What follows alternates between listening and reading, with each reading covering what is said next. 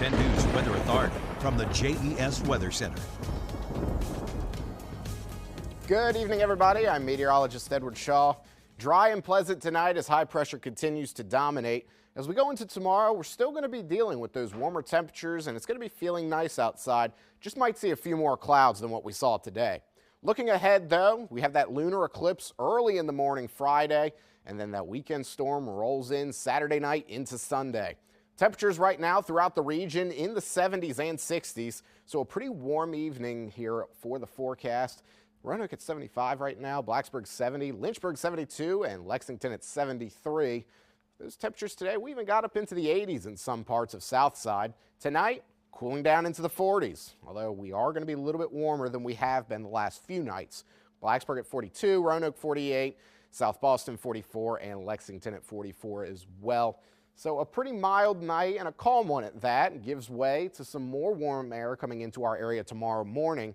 And highs tomorrow in the 70s again throughout the region. Wouldn't surprise me if we do end up seeing a few areas hit that 80-degree mark just in localized places.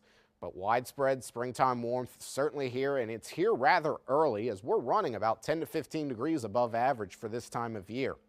As for what we're looking at on visible satellite radar, mostly clear within the mid-Atlantic. Further out to the north, you see that snowstorm up there from some of that lake effect snow.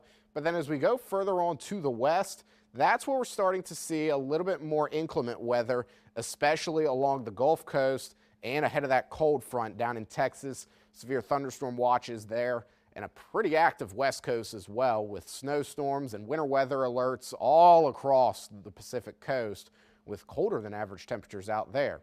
As for the next few days, though, we're going to watch another system that's going to strengthen into a mid-latitude cyclone and end up impacting our region. Let's time it all out for you with Futurecast. Friday, that's going to be the day we start to see that day 3 severe risk from the Storm Prediction Center. That enhanced risk in orange, slight in yellow, and marginal in green. That orange area, going to likely see some form of a tornado outbreak from this system. A lot of energy within the atmosphere and a lot of wind shear as well. Saturday, that threat shifts further to the southeast, and you'll notice it can head up into our area as well, which indicates that we could see a few rumbles of thunder overnight Saturday night into Sunday. As that system moves east, however, we get into Sunday, which is when I think we're going to have the strongest storms within our areas.